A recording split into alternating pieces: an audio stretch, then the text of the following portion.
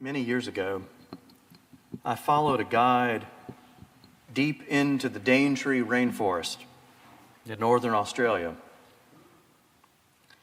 It was midday, a blazing day.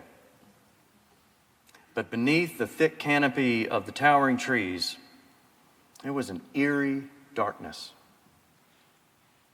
It was more like the last light of dusk, where you could see only dimly, and we all had to take care as we walked along the path. On and on we followed, pausing here and there to notice a fungus or a fern. And suddenly our guide pointed ahead. It was further still than we realized. But a light grew as we walked until we stood beneath a hole in the canopy. Looking up, it was as if a hole had been torn in the fabric of a black sky, and a waterfall of light poured down to the ground. An unfathomably old tree, long dead, had finally collapsed to open up this space. Everywhere the sunlight touched the forest floor, plants were rising, drinking in wholly and fully the sunlight, transforming raw light and air into plant flesh. You could almost hear the symphony of cellular division racing upwards. This patch of creation exploding where the light touched, and where the light did not touch, there was no growth. That was almost 30 years ago. And it feels more and more often like that ray of light, like the news of the empty tomb, that it has only today touched me.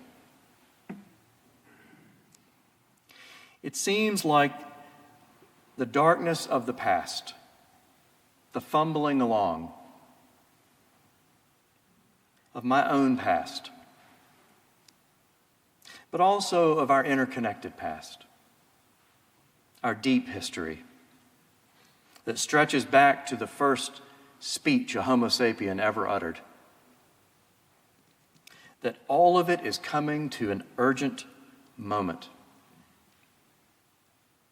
or an age of awakening. What religious language likes to call conversion, or transfiguration, or what the secular world calls transformation. Easter says death is no death, and fear is but a shadow. We are free when we dare to trust that truth. When we live the truth of it, then we are free and whole.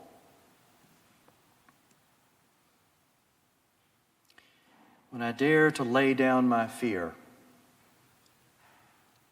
and to trust that no matter what happens, love and life flourish in and with and through Christ, whose very being is the nature of truth and whose nature is God. I do not want to waste one more breath walking in the dark, one more minute fretting, one more hour fearing and grasping for something that's already there. As if God had not raised Christ, as if the tomb had not been empty. Help me, O God, to get out of my own way. Help me to live in freedom among your free people in the joy of Easter. Amen.